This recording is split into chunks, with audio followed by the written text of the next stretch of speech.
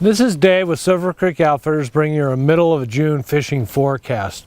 I'm out at the new golf course at Sun Valley and I love playing golf like I like to fish, and this is a new great golf course that we have in the valley.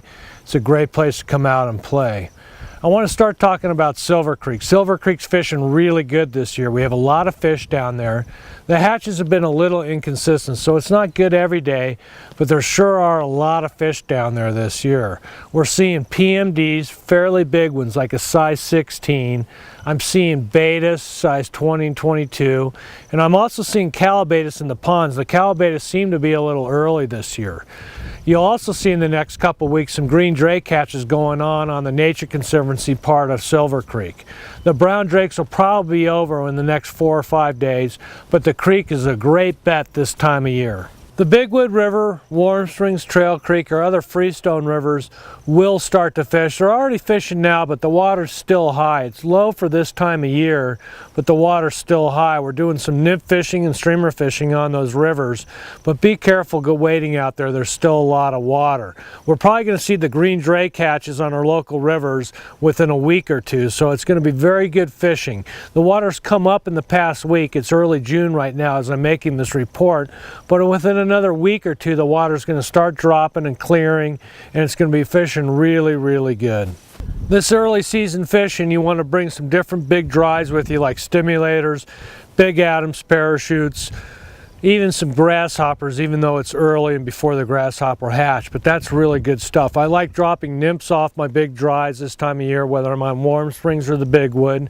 And on the Bigwood there's the green drake nymphs are out, so you really want to concentrate on some green drake patterns, both dries and nymphs for the Bigwood. Copper Basin, the Big Lost will start to fish just like our local rivers. And usually our first river to fish around here is Warm Springs Creek, which is actually fishing really good. There's a lot of nice wild fish out there, and the fishing game also stocks some fish off the bridges on the dirt road. So I really like Warm Springs. Please release your wild fish on Warm Springs. I'm seeing more wild fish out at Warm Springs. Do keep the hatchery fish. Fishing game wants you to keep those fish, but the wild fish are really important to the system. The way to tell a difference between a hatchery fish and a wild fish is the hatchery fish, the adipose fin on the back of the fish by the tail is worn off or clipped off, and so there's no fin there. On a wild fish it'll be real distinct fin, and that's the best way to tell a hatchery fish from a wild fish. The reservoirs are fishing good right now. Magic is one of my favorite places. As it warms up and we get into the summertime, you want to head to Magic early morning, like first light, and you'll see a lot of fish skimming out there on the surface, eating midges and other bugs that have been blown into the lake. And then I like right before dark. So the reservoirs are another good option if you get tired of the moving water like Bigwood and Silver Creek and streams like that. You can also go to the Littlewood River above the reservoir. That's a fun place. Over by Cary, there's some nice little wild fish up there. It's a real fun place and not a lot of people fish over there. Another good option this time of year is the Salmon River up in Stanley. It's actually a really good fishery, and there's not a lot of people that go up there. We do drift boat trips up there, or you can drive the road and walk and wade.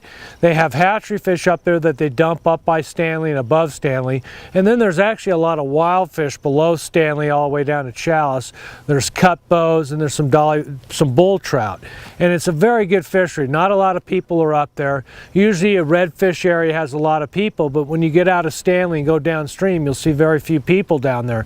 And it's a great fishery. The water's still high, so be careful walking and wading, but the fishing is going to get very good in the next couple weeks. I also like the Copper Basin. I've talked about that before.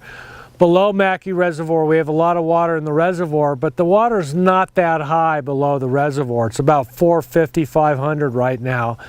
And that's hard to cross, but the fishing will get good there in the next couple weeks. I just want to remind everybody we have a really nice website, silver-creek.com. It's got a lot of great information, talks about our guides. We have a lot of good product on it. With Father's Day coming up, there's a lot of good ideas on our website. You can buy Dad some fly fishing gear. We have Fly Fishing 101 classes all summer long. And if you buy a Sage rod and reel, you actually get the class free. So that's a good gift for Father's Day, which is coming up fairly soon.